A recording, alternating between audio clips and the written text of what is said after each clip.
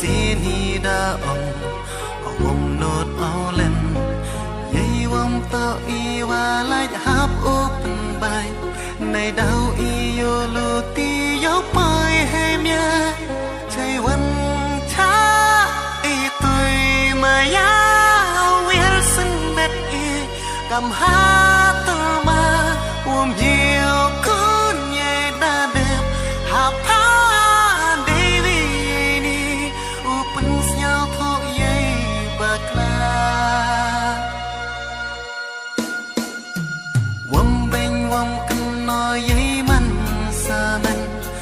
xin hi đã ông nốt áo lên dây vòng tao y và lại hấp open bài này đau y yo lu ti yo pai hem ya chạyวันช้าy tuổi mà ya Wilson bet y cầm hát tôi mà nhiều con nhẹ đã đẹp hấp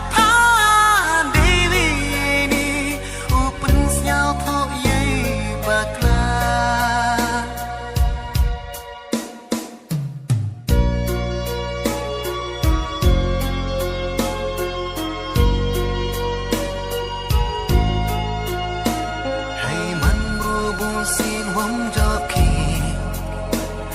nó uy hôi lưu ý lạnh ân hi sẽ chỉ xin qua